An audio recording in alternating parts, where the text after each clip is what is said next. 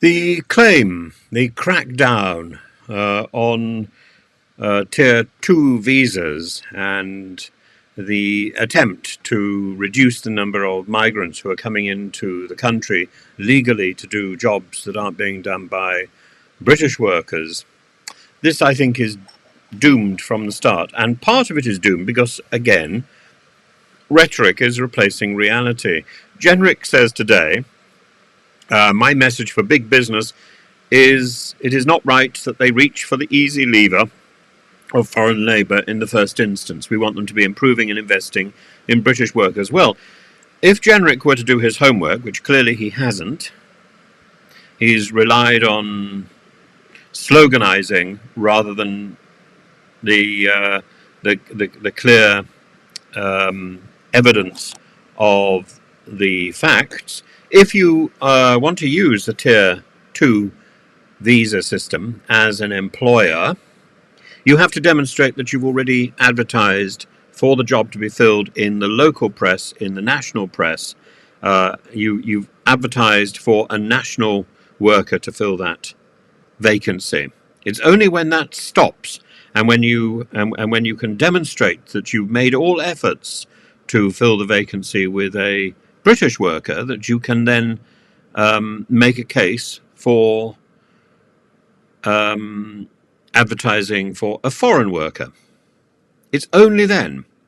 So what is he saying? If you can't advertise for a foreign worker, you have to continue to advertise in the British press and the job would simply remain vacant. So the assumption that by cutting off the foreign workforce, you're automatically going to get a British worker to fill that job is nonsensical.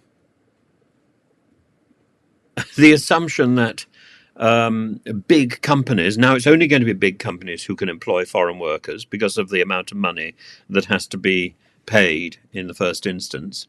The assumption that even big companies automatically turn to foreign workers first is defied by the terms of the Tier 2 visa itself.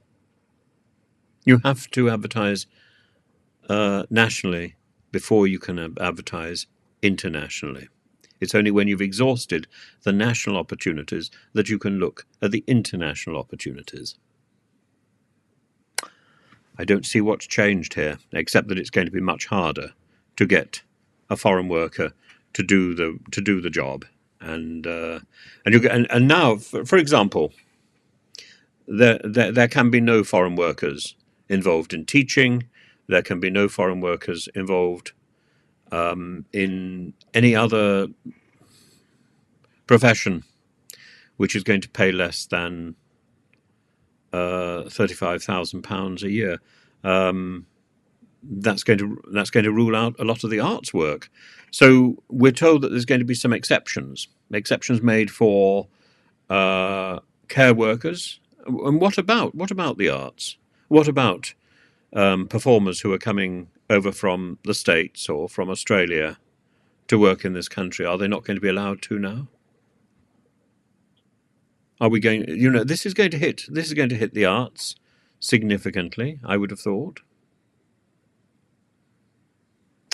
But maybe that hasn't been thought through, or maybe Lucy Frazer has been mute. That wouldn't surprise me.